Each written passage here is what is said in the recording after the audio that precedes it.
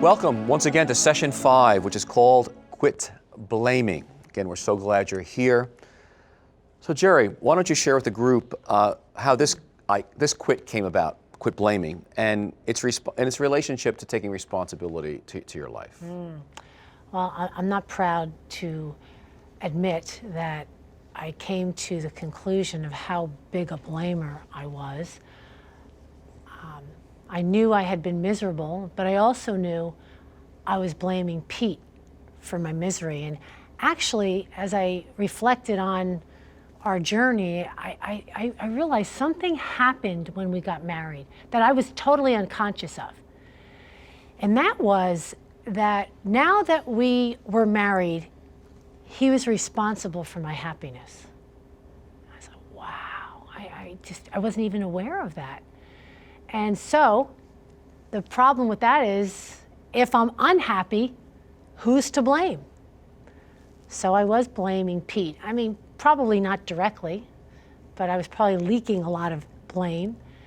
And so I came to actually the sad truth that I was a blamer, but I also came to an incredible, wonderful truth that freed me beyond what I can tell you, and that was that nobody is responsible for my happiness but me.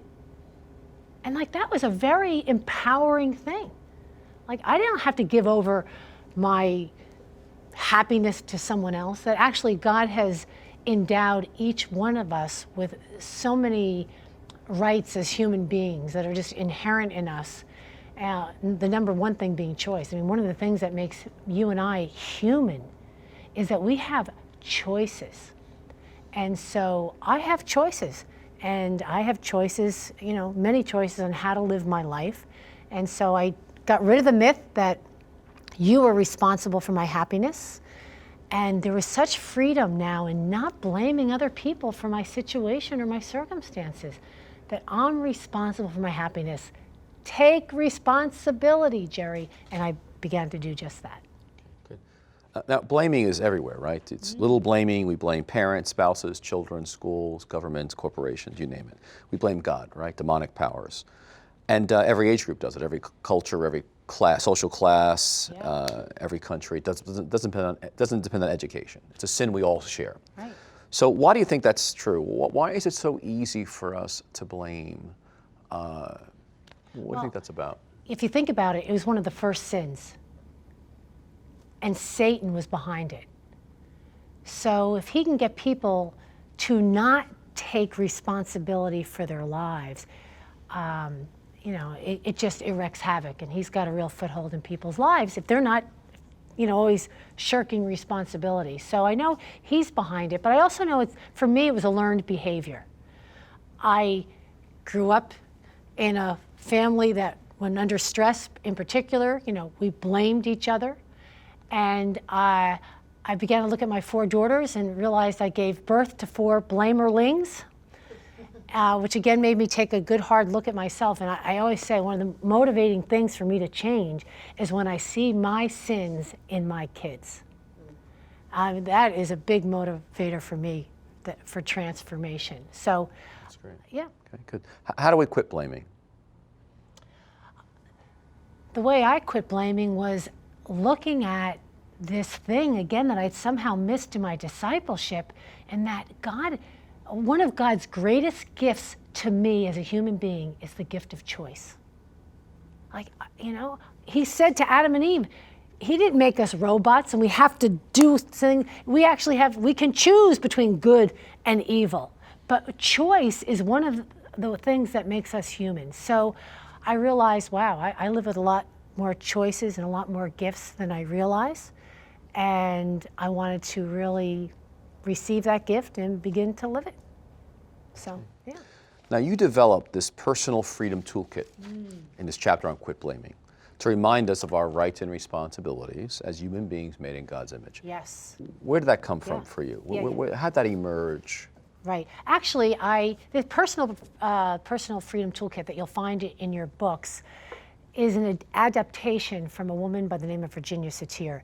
And it's around the idea of the characters from The Wizard of Oz. If you'll remember, they were all on a journey, and they finally get to Oz, and after all is said and done, the wizard says, what you've been looking for all this time, you know, and they had a lot of struggle and a lot of conflicts, but he said, it's all this while, it's been right inside of you.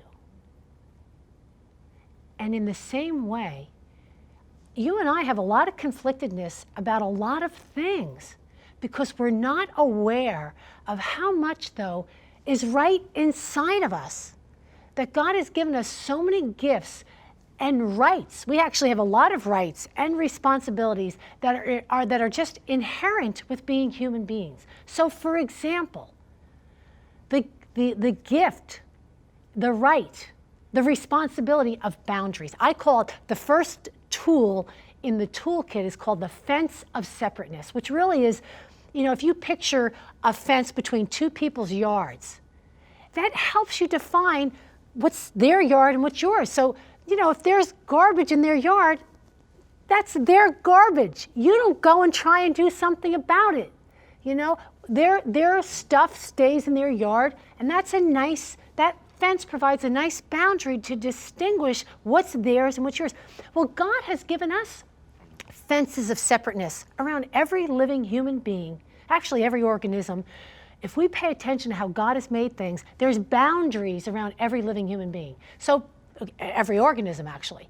Actually, for us as human beings, one of our boundaries consists in the way of our thoughts, our feelings, and our skin. So nobody crosses my skin without my permission, right? I mean, people don't just touch us, or they ought not to, without our permission. Our thoughts and feelings. I don't say to someone, oh, that's a stupid movie. They might have said they liked the movie. I mean, I'm really kind of crossing someone's thought boundaries in a sense when I do that. Because that's how they think, or my feelings. So I'm careful not to let people cross my boundaries, and I'm careful not to cross other people's boundaries, because God has placed boundaries around each one of us and our humanity for a reason. They're part of my identity. The next one is the voice of declaration. I mean, my boundaries are no good if I don't use my voice. Again, only human beings have voices. We use words. Animals don't use words. But you and I, God has given us words to declare ourselves, to declare our preferences, to declare our boundaries. So anyway, I want to, really direct you to that toolkit, because it is filled with wonderful things that are already inside of you, but we may not be using them. All right, honey, one last thought before we launch them into their group.